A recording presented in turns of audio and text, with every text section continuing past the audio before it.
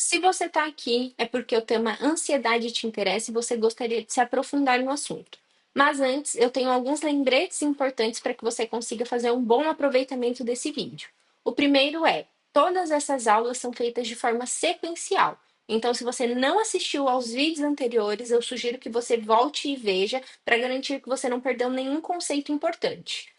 Todos os slides estarão aqui disponíveis no link da descrição e vocês podem deixar comentários, dúvidas, feedbacks nos comentários de cada vídeo. Por último, se você é uma pessoa que quer economizar tempo, quer todos esses conceitos reunidos em um lugar só, com dicas estratégicas, tabelas, os pontos mais importantes do livro, eu fiz tudo isso no e-book Neurociência da Ansiedade, onde pessoalmente peguei os meus próprios resumos e criei esse conteúdo para poder ajudar outras pessoas a não se perderem em meio a esse conteúdo que é tão complexo e tão denso. Então, se você tem interesse, já clica aqui no link da descrição para adquirir o seu. Chegamos ao nosso capítulo de número 8, que tem como título Sentindo, Consciência Emocional. Hoje nós veremos como funciona o processamento de emoções e a sua construção, e para isso nós passaremos por processamento consciente versus não consciente de ameaças, sistemas cerebrais ativados por ameaças conscientemente processadas, processamento de ameaças versus estímulos neutros, como os estímulos da ameaça chegam à amígdala. A amígdala é realmente um processador inconsciente? Reavaliação, mudando a atividade da amígdala, ameaças não conscientes e processamento cortical, ameaças não conscientes, atenção e processamento sensorial, o BNST, que é o núcleo do leito da estria terminal, percebendo o invisível, lembrando como é sentir medo ou ansiedade, sentindo-se com medo e ansioso e, por fim, um resumo geral. Resumo geral. Aqui nós começamos com o processamento consciente versus não consciente de ameaças. Então, um exemplo prático que o autor traz logo no início do capítulo é imaginar que você está assistindo uma pessoa praticar tiro ao alvo. Essa experiência ela não traz nenhuma emoção ali específica. Porém, imagine que essa pessoa que está praticando tiro ao alvo vira a arma e aponta a arma para você. Isso vai trazer uma emoção, porque a experiência ela passa a envolver ali o seu eu. Então, temos essa questão, né, do exemplo da arma apontada, como a mesma situação física muda de significado e a transformação de experiência neutra para uma experiência emocional. O quali emocional é muito importante nesse sentido, que é o como é estar nessa experiência, e diferenças entre experiências emocionais e neutras. Essas experiências neutras são essas experiências que não trazem nenhum sentido de ameaça. Já as experiências emocionais podem envolver ali a nossa condição física, envolver algum perigo. Métodos de estudo. Temos tipos de estímulos de ameaça, que são as ameaças inatas, preparadas e as ameaças condicionadas. Ameaças inatas é justamente o que o nome diz. São aquelas ameaças que fazem com que inatamente o nosso corpo, o nosso cérebro responda a esse perigo. E ameaças condicionadas, temos muito o exemplo do ratinho que foi condicionado ao ouvir o som, tomar um choque. Então, ele já condicionou esse som ao estímulo de choque elétrico. Técnicas experimentais, nós vimos, se eu não me engano, no capítulo anterior, então, o mascaramento de estímulos, estudos com pacientes de visão cega, medição de respostas involuntárias do sistema nervoso autônomo, que é justamente essa questão de que mesmo em estudos com mascaramento, por exemplo, que as pessoas não percebiam conscientemente que elas tiveram ali algum estímulo de ameaça, o corpo delas respondeu a esse estímulo, mesmo sem que elas percebessem esse estímulo conscientemente.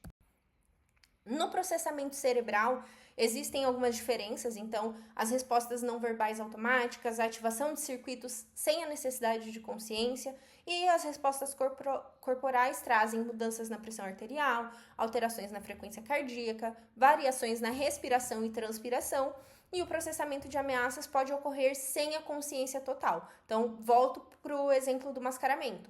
Mesmo sem que a pessoa tivesse consciência do estímulo de ameaça, o corpo dela já estava respondendo àquele estímulo. Sistemas cerebrais ativados por ameaças conscientemente processadas. Temos a ativação cerebral básica, então existe a comparação, né, com o processamento de estímulos neutros. Nessa comparação, eles perceberam a ativação do córtex visual e o envolvimento de áreas frontais e parietais. Então, quando a pessoa ela não tinha consciência desse estímulo ameaçador, essas áreas frontais e parietais não ficavam ativas, somente o córtex visual. Quando ela tinha consciência desse estímulo ameaçador, tanto as áreas frontais e parietais ficavam ativas, que entra aqui na parte do papel das redes corticais de consciência. Então, temos essa diferença na ativação, inclusive os estímulos mascarados versus os estímulos visíveis, que foi o que eu dei de exemplo anteriormente. No papel da amígdala, existe a ativação independente da percepção consciente, então traz resposta a estímulos ameaçadores, processamento mesmo em condições de não consciência, e nas conexões neurais existem vias de entrada sensorial, que vocês mais para frente verão que é o que o autor traz como estrada alta e estrada baixa, em interação com diferentes áreas cerebrais. Sobre a memória e a consciência. Também vimos anteriormente que a memória ela é um fator muito importante para a consciência e esses sistemas de memória atuam ali no processamento de ameaças. Então, tanto a memória semântica quanto a memória episódica são importantes para esse processamento de ameaças. Temos como a memória contribui, para a consciência de ameaça, que é na recuperação de experiências passadas, a construção de estado de consciência. Isso tudo vai construindo a nossa consciência. Todas essas memórias, as nossas memórias episódicas, as nossas memórias semânticas, elas vão construindo a consciência. No processamento de ameaças versus estímulos neutros, existem circuitos de sobrevivência. Então, os circuitos defensivos são classificados como sistemas neurais especializados em garantir a sobrevivência. O papel da amígdala é importantíssimo e as respostas inatas de sobrevivência também são muito, muito importantes. No processamento rápido de ameaças, existem mecanismos de defesa e respostas antes da consciência completa. Isso é de fato muito importante para a nossa sobrevivência, porque imaginem se nós tivéssemos que ficar conscientes de uma ameaça ali ou de uma possível ameaça para que então o nosso corpo reagisse. Muito provavelmente nós não sobreviveríamos. Então, esse processamento rápido, mais imediato, é muito importante para a nossa sobrevivência. Rotas sensoriais, temos a estrada baixa, que é via tálamo, então processamento rápido e primitivo, características simples dos estímulos, e a estrada alta é via córtex. O processamento é mais detalhado, existe a integração de características sensoriais. Consequências evolutivas, existem vantagens do processamento rápido de ameaças, como a sobrevivência, a resposta antes do perigo completo, e o exemplo que o próprio autor traz é o erro da cobra, que é melhor reagir preventivamente porque o custo de falso alarme é baixo. Então, se eu estiver andando no meio do mato, mais pra frente eu trouxe a imagem também que ele deixa no livro. Se eu estiver andando no meio do mato e eu ver qualquer coisa que parece com uma cobra, às vezes é muito melhor o meu corpo reagir como se de fato fosse uma cobra e eu parar onde eu tô e não pisar naquilo, porque se eu errar essa previsão, se for um galho, o custo de eu ter errado é muito mais baixo do que se eu tivesse seguido o meu caminho e pisado na cobra e fosse picada. Então, ele traz essa importância para a sobrevivência. Nas rotas de entrada sensorial, existe o histórico de compreensão das vias, que é o modelo tradicional de processamento cortical, as descobertas sobre vias alternativas, e as duas principais rotas são as vias talâmicas e vias corticais.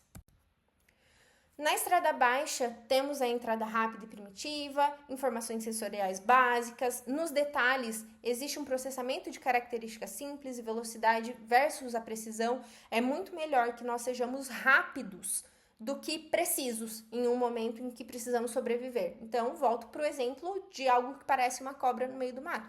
É muito melhor para minha sobrevivência que eu seja rápida no meu processamento do que se eu pare para pensar, pise naquilo, talvez, e descubra que de fato é uma cobra.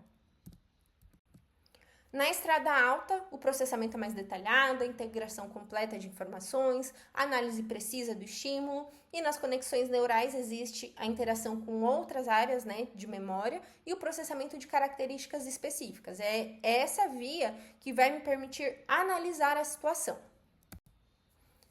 Aqui temos o exemplo que o próprio autor traz, que foi, se eu não me engano, um admirador do trabalho dele, alguma coisa nesse sentido. E ele mandou essa foto. Andando, talvez seja melhor que o meu cérebro processe rapidamente para eu não pisar naquilo que pode ser uma cobra. Então, assim eu não corro riscos desnecessários. Temos, né, a velocidade versus a complexidade. Nesse exemplo, é muito melhor que nós sejamos muito mais rápidos do que parar para refletir se realmente aquilo que a gente está vendo é uma cobra. Necessidade de agilidade e, como eu já disse antes, baixo custo ao errar. Como vocês mesmos podem perceber, a amígdala é um tema recorrente por aqui, mas o autor traz essa dúvida, né? Será que a amígdala é realmente um processador inconsciente? Nós descobriremos sobre isso. Existem debates e evidências científicas, né? Por muito tempo pensou-se que a amígdala era ativada apenas por processamento cortical final, mas algumas pesquisas revelaram essas duas rotas alternativas de entrada sensorial, a estrada baixa, que é via tálamo, e a estrada alta, via córtex. Temos algumas críticas ao modelo inicial, então a atribuição excessiva de processamento não consciente à via baixa, ataques contra a ideia da amígdala como processador não consciente, e existem duas evidências principais de desafio, que são a ativação da amígdala pode ser maior quando há consciência da ameaça, e a atividade da amígdala reduz com tarefas que demandam atenção.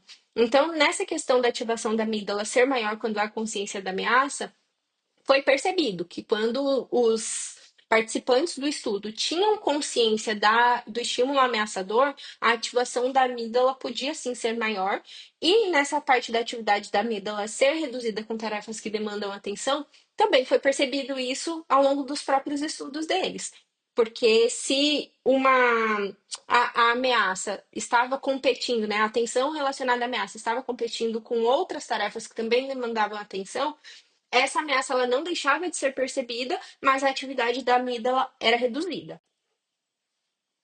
Temos algumas limitações experimentais e processamento neural, né? Então, limitações técnicas dos métodos de pesquisa. A ressonância magnética mede mudanças de oxigênio em segundos, então o processamento cerebral ele acontece às vezes até em milissegundos. Essa parte de ser medido em segundos dificultava muito a pesquisa. E as células da amígdala respondem em milissegundos, né? Foi o que eu falei. Estudos recentes com técnicas mais precisas trazem respostas iniciais, que não são afetadas, né, pela atenção, e respostas posteriores que podem ser moduladas. É muito que a gente faz, por exemplo, em terapia. Na terapia, nós ensinamos os nossos pacientes a regular esse processamento de ameaças, aquilo que ele acha perigoso, sendo questionar esse pensamento, sendo fazer uma respiração diafragmática, tudo isso pode ser modulado. No processamento neural da amígdala, o núcleo lateral é o que recebe as entradas sensoriais, traz respostas rápidas, né, que independem de atenção de cima para baixo. De cima para baixo ele traz do córtex, por exemplo, para as vias subcorticais. Conclusões importantes. A atenção não controla diretamente a amígdala, existem mudanças na atividade que podem ser indiretas e o processamento não consciente permanece fundamental. Isso significa que sim, a amígdala de fato pode ser um processador inconsciente, mas não só isso. Nessa questão de reavaliação, ao mudar a atividade da amígdala, existem alguns desafios relacionados a essa questão da regulação emocional. Então, antigamente acreditava-se que era muito difícil controlar intencionalmente as emoções, principalmente porque existia uma escassez, eles acreditavam que existia uma escassez de conexões do córtex pré-frontal com a amígdala. Porém, estudos do James e do Kevin meio que revolucionaram essa percepção porque eles demonstraram a possibilidade de reavaliar estímulos emocionais. Então, quebra essa questão da percepção da dificuldade de controlar intencionalmente as emoções. Algumas estratégias de regulação são a redução da saliência subjetiva do estímulo ameaçador e a diminuição da atividade da amígdala. E um exemplo prático é: participantes são instruídos a pensar em algo agradável e, ao fazer isso, existe uma reclassificação do estímulo negativo como menos excitante. Então, vamos supor que eu sou orientada, enquanto eu estiver aqui tomando um choque, que é o estímulo ameaçador, eu pensar em algo agradável para mim. Isso vai fazer com que o estímulo negativo ele seja menos excitante, ele ative menos a minha amígdala. Não vai deixar de ativar, mas pela minha atenção está sendo direcionada para outro lugar que não um estímulo ameaçador, essa resposta tende a ser um pouco diminuída. Sobre os mecanismos neurais de reavaliação. As áreas cerebrais envolvidas são o córtex pré-frontal lateral e temos as funções de controle executivo, como atenção, memória, e existem duas formas de reavaliação. A reavaliação explícita, que surge do autorrelato ali da pessoa, e a reavaliação implícita, que é relacionada às respostas fisiológicas. Alguns mecanismos de influência é que não há relação direta do córtex pré-frontal lateral com a amígdala. A influência direta é através de outras áreas corticais e existe a reinterpretação semântica dos estímulos, que é essa parte do semântico é justamente do conhecimento desses estímulos. Então, existe uma reinterpretação. Sobre as consequências e implicações dessa reavaliação, temos o estudo de Maurício Delgado e colaboradores, que fizeram um treinamento de estratégias de regulação emocional e a exposição a estímulos de ameaça condicionados. Através disso, eles obtiveram o resultado de que o córtex pré-frontal ventromedial reduz a atividade da amígdala e também que existe a diminuição das respostas do sistema nervoso autônomo. Nos processos de regulação, inicia-se com a cognição explícita, transição para o processamento automático e um novo aprendizado implícito. Vou dar um exemplo de uma pessoa que tem fobia de elevador. Essa pessoa, o tratamento dela, né, começa na cognição explícita. Vamos supor que nós começamos a realmente testar, fazer esses experimentos comportamentais para que ela tenha consciência de que nada ruim vai acontecer caso ela pegue o elevador. Isso é a cognição explícita, ela está tendo consciência daquilo que está acontecendo. Isso acaba transicionando para um processamento automático, então, de tanto que a pessoa faz isso, tem essa experiência, tem esse experimento comportamental e nada de ruim acontece, um aprendizado implícito acaba sendo de que nada de ruim vai acontecer. Lembrem-se que isso está muito relacionado à extinção, e que a extinção não é apagar a memória de medo, por exemplo, é trazer um novo aprendizado, por isso o novo aprendizado implícito. Diferenças entre abordagens. Temos de Gross e Ochsner a mudança na experiência consciente, e no Delgado ele traz a alteração das respostas autonômicas. Então, o primeiro é relacionado à cognição explícita, né, essa questão do autorrelato, e o Delgado traz a alteração das respostas implícitas mesmo, né, da cognição implícita, que são as respostas fisiológicas. Ameaças não conscientes e processamento cortical. Existe a captura involuntária da atenção, né? Então, a teoria de Simon sobre sistemas cognitivos traz essa captura involuntária da atenção. Mecanismo de interrupção atencional, o processamento não consciente pela amígdala, e ele traz dois sistemas de atenção. Um sistema que é direcionado a objetivos e o outro que é orientado por estímulos. Existe a capacidade de detectar ameaças mesmo quando ocupado. Então, se eu estou aqui gravando esse vídeo, eu escuto um barulho, a minha atenção tem um redirecionamento, mesmo que involuntário, para esse estímulo. Alguns exemplos experimentais envolvem o efeito piscar de atenção e a anulação de bloqueios atencionais por ameaças. Esse piscar de atenção, o autor traz que é quando dois estímulos são apresentados em sequência do outro, muito rapidinho assim. Isso tende a fazer com que exista esse piscar de atenção, que é que o segundo estímulo não seja percebido. Porém, se esse segundo estímulo for uma ameaça, isso tende a anular esse efeito do piscar de atenção. Então, os dois estímulos acabam sendo percebidos. A influência neural e consequências. As vias de influência da amígdala no processamento cortical, né, trazem as conexões neurais da amígdala lateral e amígdala basal. Existem mecanismos de amplificação sensorial, né? Então, é aquilo que a gente estava conversando. O estímulo da amígdala, ele pode ser intensificado se a minha atenção está voltada para esse estímulo ameaçador, mas ele também pode ser diminuído caso a minha atenção esteja voltada para outra coisa. Efeitos no processamento cortical. Alteração em atividade em áreas sensoriais, modificação do processamento visual, influência em redes de atenção, consequências comportamentais, o aumento da vigilância, o redirecionamento atencional e a preparação para a resposta rápida. sobre a hiperexcitação e o processamento neural da ansiedade. Essa hiperexcitação é um estado de alerta máximo, é como se fosse um estado generalizado ali de ansiedade. Nas características neurais, nós temos o cérebro constantemente hiperexcitado, sistemas de vigilância permanentemente ativos e o processamento reentrante intensificado. A percepção distorcida de ameaças também é muito comum, então os sinais neutros acabam sendo interpretados como perigosos e existe um baixo limiar para a detecção de ameaças e a amplificação de estímulos potencialmente ameaçadores. Isso é muito comum em pessoas que têm algum transtorno de ansiedade. Por exemplo, a ansiedade social.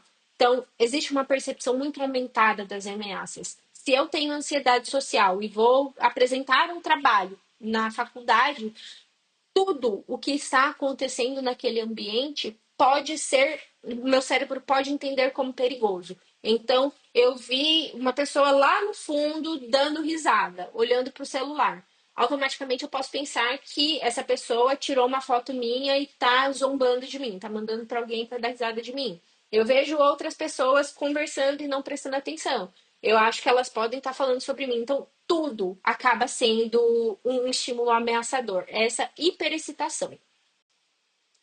Consequências comportamentais, a diferença, né? Essa questão da hiperatenção a possíveis riscos. Então, existe a diferença de estímulos ameaçadores reais para essa hiperatenção. Tudo, essa hiperatenção traz aquilo como qualquer coisinha, qualquer mínimo estímulo passa a ser interpretado como perigoso.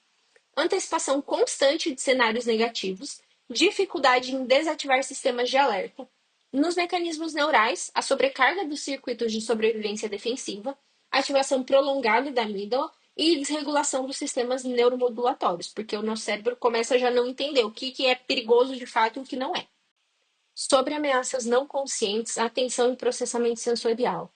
Existe a excitação generalizada, que é mediada pelos neuromoduladores, então neuromoduladores como norepinefrina, dopamina, serotonina, acetilcolina, eles vão sendo distribuídos amplamente pelo cérebro e vão se conectando a neurônios que já estão nesse processo de excitação. Então, influencia muito a excitação cerebral e a excitação generalizada. Características da excitação: uma distribuição ampla, ativação de neurônios específicos e modulação de circuitos neurais. Consequências globais: aumento do estado de alerta, preparação para o processamento de informações, amplificação de respostas neurais. Nos mecanismos de influência neural, nós temos vias de ativação da excitação, então o núcleo central da amígdala, sistemas neuromodulatórios. No processamento seletivo de informações, existe a modulação dependente do estado neural e a amplificação de neurônios já ativos. Nos ciclos de excitação autossustentável, tem a interação da amígdala e dos neuromoduladores e a manutenção do estado de alerta. Sobre as implicações comportamentais, existe um redirecionamento da atenção, o aumento da vigilância, preparação para a resposta rápida, que é justamente o que as pessoas costumam chamar de expectativa ansiosa, que é aquela ansiedade generalizada mesmo, é uma ansiedade global. Sobre o BLST, que é o núcleo do leito da estria terminal. Temos algumas características e funções, então é uma estrutura neural especializada em ameaças potenciais. Diferente da amígdala, ele não é conectado diretamente a sistemas sensoriais e tem fortes entradas do córtex pré-frontal e do hipocampo. As funções principais são processamento de ameaças possíveis, não imediatas, capacidade de prever e antecipar eventos futuros e avaliação de riscos e incertezas. Mecanismos de processamento: representação cognitiva de eventos, processamento de novidade e incerteza, e ele também tem interação com outros sistemas neurais. Complementa a amígdala em situações complexas e ativa quando novidade ou incerteza são predominantes. No monitoramento dos estados não conscientes, foi feito aquele experimento com pacientes com cérebro dividido, nós já falamos sobre isso em capítulos anteriores, então é aquele experimento em que pede para o paciente mover o braço o hemisfério esquerdo inventa uma explicação, né? Então, queria pegar aquele objeto, queria acenar para um conhecido, mesmo sem saber o real motivo do movimento. Existe a criação de narrativa para manter a coerência do eu, e o cérebro precisa sempre dar sentido às ações. Esse experimento mostra como o hemisfério esquerdo interpreta ações não conscientes. Então, por mais que o hemisfério esquerdo não soubesse de fato a resposta, não soubesse a interpretação real para esse movimento, ele tende a contar uma historinha para si mesmo para justificar aquilo. Sinais corporais e processamento neural. Isso é muito importante, porque nós temos o nosso corpo funcionando de forma invisível. Nós temos muitas funções do nosso corpo funcionando de forma invisível, né? Então, nós não sabemos o estado da nossa vesícula biliar, não percebemos o funcionamento do pâncreas, só notamos esses órgãos quando algo está errado. Nervos sensoriais enviam sinais não percebidos, o corpo funciona sem a nossa consciência total. Os hormônios alteram o humor sem nós percebermos, e as substâncias químicas controlam estados emocionais sem a nossa percepção. E isso é importante para que nós percebamos o quanto o nosso corpo funciona, mesmo sem a nossa consciência sobre o funcionamento dele. Então, por que isso não poderia acontecer sobre essa questão relacionada a ameaças? Lembrando como é sentir medo ou ansiedade.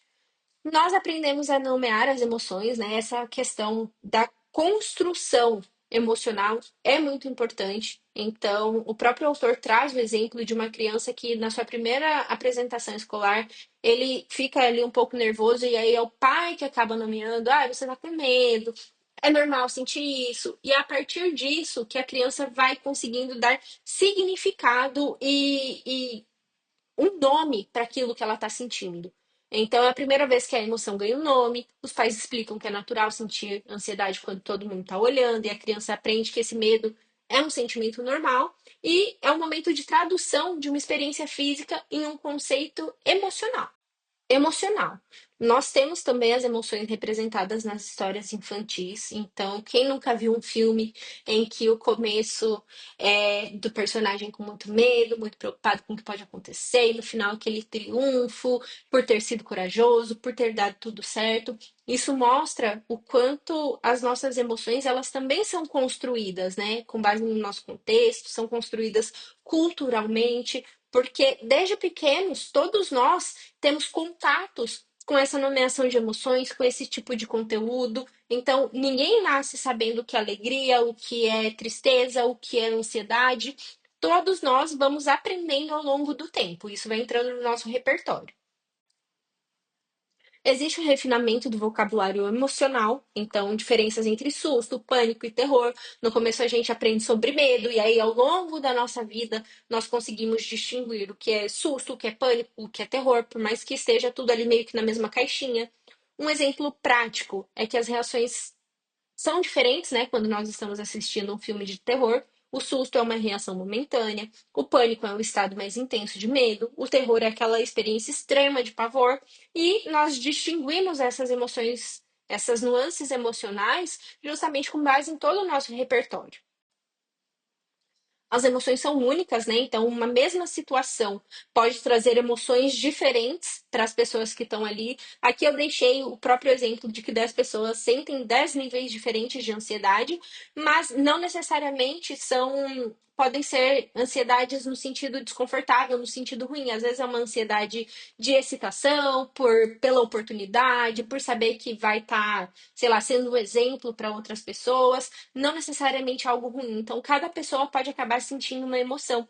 E isso também é um exemplo que nós costumamos dar na própria terapia cognitivo-comportamental, para mostrar o quanto os nossos pensamentos, a nossa interpretação daquela situação, faz toda a diferença na forma como nós nos sentiremos. Os fatores que influenciam a resposta emocional são experiências passadas, personalidade, contexto cultural. Não existe uma resposta emocional universal, e cada pessoa sente e interpreta diferentemente. Sentindo-se com medo e ansioso.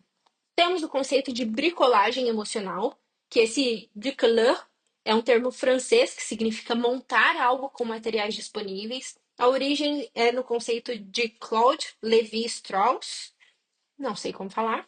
Importância do indivíduo no processo da construção, o contexto social como meio de montagem, As emoções emergem dia a dia. A memória de trabalho é como esse bricoleur, que seria o onde será construído. O processo de construção a partir de elementos diversos, cada emoção montada de uma forma única e contextual, e a flexibilidade e criatividade na construção emocional. Nós teremos, por exemplo, um exemplo que o próprio autor traz, que é o exemplo da sopa. Aqui, analogia da sopa emocional. Emoções como uma sopa construída de ingredientes não emocionais. Eu acho que traz um pouco mais de sentido para o slide anterior. Então, a memória de trabalho entra como uma panela de preparação e os ingredientes são processamento sensorial, atividade de circuitos neurais, excitação cerebral, feedback corporal, memória. Tudo isso é diferente em cada pessoa. Mesmo os gêmeos, por exemplo, que são univitelinos, que cresceram na mesma casa, cada um deles vai ter experiências diferentes. Então, um se apaixonou por uma pessoa, outro se apaixonou por outra, um teve um tipo de relacionamento com os pais, o outro teve outro.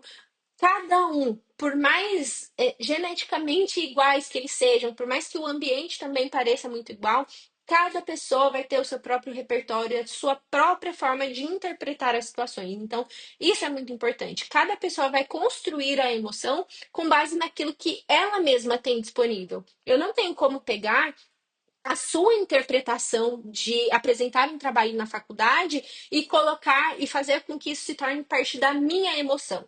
Eu tenho como eu mesma ir questionando os meus pensamentos sobre essa apresentação, ir tentando trazer um pouco mais de racionalidade, mas tudo isso vai ser com base nos meus ingredientes, não nos seus. Então, essa questão da subjetividade é muito, muito importante. Cada ingrediente contribui para a experiência emocional. Existe uma variação de receita que altera a qualidade emocional de cada pessoa, e as emoções não são entidades fixas, são processos construídos. Existe também o papel da interpretação individual na montagem emocional. Então, é o que eu estava falando. A minha forma de interpretar vai ser diferente da sua porque nós tivemos emoções diferentes, criações diferentes, contextos diferentes, interpretações diferentes. Então, tudo isso faz diferença na construção de uma emoção. Sentindo-se com medo. Alguns ingredientes da experiência do medo. Existe a representação de um objeto sensorial ou evento específico no cérebro, a ativação do circuito de sobrevivência defensiva, seja por meio de entradas talâmicas, corticais, que traz a expressão de respostas de defesa e apoia mudanças fisiológicas, a atenção, memória de trabalho, memória semântica, memória episódica e a consciência autonoética. Tudo isso são os ingredientes ali que vão para a panela da memória de trabalho e isso vai construir a nossa emoção relacionada ao medo. O medo é de algo que está presente e a sua percepção consciente só pode acontecer em organismos que têm a capacidade de estar cientes das representações cerebrais de eventos internos e externos, e de saber, em um sentido pessoal e autobiográfico, que o evento está acontecendo com eles, que é a memória autonoética. Essa questão do sentir o medo conscientemente só vai poder acontecer em indivíduos que têm essa consciência autonoética, que até então nós sabemos que existe nos seres humanos. A gente ainda não tem comprovação de que existe em outros animais. Primeiro ingrediente: representação sensorial. Então, o objeto ou evento específico no cérebro, processamento visual, auditivo ou sensorial, a captura inicial das características da ameaça. Segundo ingrediente, o circuito de sobrevivência defensiva. Ativação por entradas talâmicas e corticais, expressão de resposta de defesa, mudanças fisiológicas imediatas e preparação do corpo para a ação. Então, estou aqui gravando esse vídeo, de repente eu escuto uma porta bater muito forte. Essa é a representação sensorial, eu escutar a porta bater. O segundo ingrediente, que é o circuito de sobrevivência defensiva, meu coração começa a acelerar e eu começo a hiperventilar, porque isso me assustou. Terceiro ingrediente: atenção e memória de trabalho. O foco no estímulo ameaçador, entrega do estímulo à consciência e interação entre áreas sensoriais e circuitos pré-frontais. Estou aqui, de repente bateu a porta, a minha atenção se voltou para esse estímulo sensorial. Quarto ingrediente: a memória semântica. Reconhecimento do objeto, classificação da ameaça e conhecimento sobre o tipo de perigo. Eu sei o que é uma porta, eu sei que o vento, quando bate direto na porta, ela não tem nenhum apoio, faz com que ela se feche abruptamente, e eu sei que isso causa um barulho. Essa é a minha memória semântica. Quarto ingrediente, memória episódica.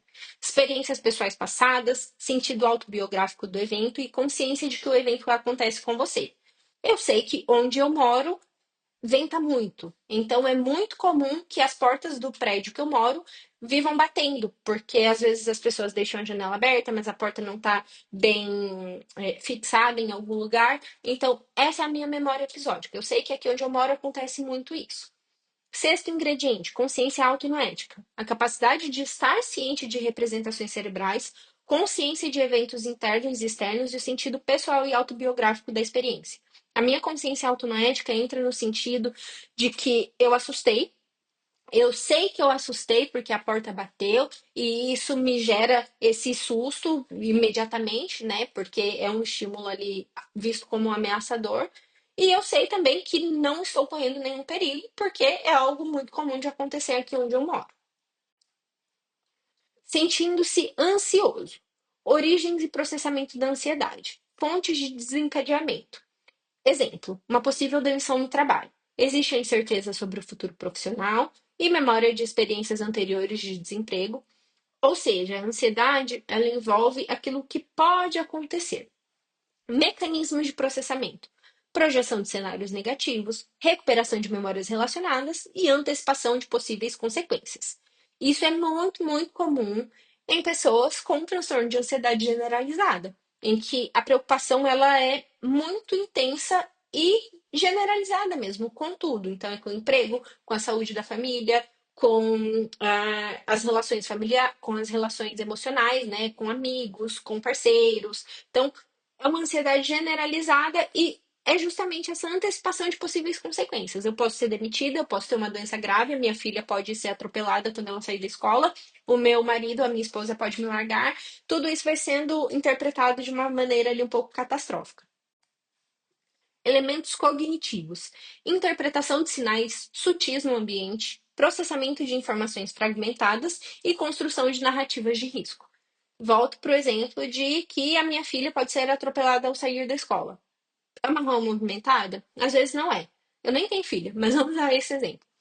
Eu fico muito preocupada que pode acontecer algo quando a minha filha sair da escola se eu não ligar para ela todos os dias na hora que ela sair e assim que ela chega em casa para confirmar se ela chegou bem. Então, se eu ligo para minha filha e ela não atende, sei lá, porque atrasou, porque está conversando com uma amiga, isso já pode trazer uma interpretação negativa para isso para essa situação. Então ela não me atendeu porque ela foi atropelada, ela não me atendeu porque ela foi sequestrada.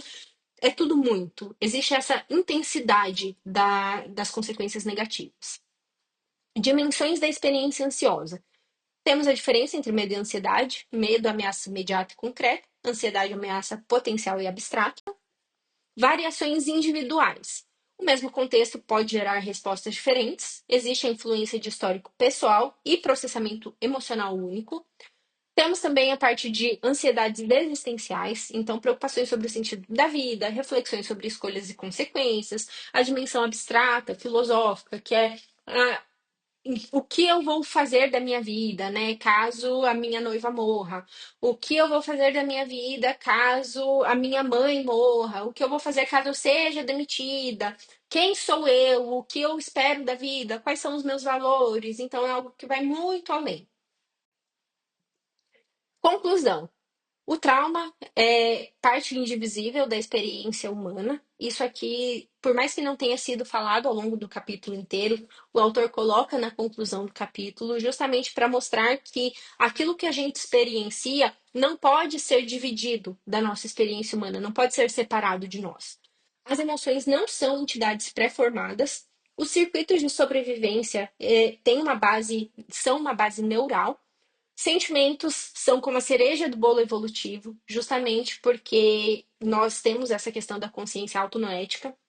São construídos por linguagem, cultura e experiência individual, conexão fundamental entre as espécies. Além da lógica, nós temos também a compreensão empática. Então, se você perde alguém importante para você, eu consigo te dar um acolhimento, algum tipo de suporte, principalmente porque existe essa empatia, existe essa minha capacidade de me colocar no seu lugar. Emoções são como um processo, não como um estado físico, fixo. E a variabilidade e complexidade individual, como foi relatado ao longo de todo esse vídeo, todas as emoções elas acabam sendo diferentes para pessoas diferentes, porque cada um tem uma experiência, cada um tem um tipo de memória, um repertório, um contexto, uma criação, um gene, então tudo isso impacta na construção das nossas emoções. No resumo geral, o capítulo investiga como o cérebro processa informações, revelando que medo e ansiedade são construções neurais complexas, não estados fixos. A amígdala desempenha um papel central no processamento de ameaças, operando em níveis conscientes e inconscientes. Também é visto como as emoções emergem das interações de múltiplos componentes cerebrais, como memória, processamento sensorial e circuitos de sobrevivência. Cada emoção é única, moldada por experiências individuais, cultura, linguagem. Além disso, o autor fala sobre a importância da consciência autonoética. Afinal, ela permite que os humanos reflitam sobre as suas experiências emocionais, diferenciando-nos de outras espécies. Emoções transcendem reações biológicas, criando significado e conexão com o mundo. Com isso, chegamos ao fim do nosso capítulo de número 8. Na semana que vem, veremos o capítulo 9, que tem como título 40 milhões de cérebros ansiosos. E eu espero que tenha ficado tudo claro até aqui. A gente se vê. Tchau!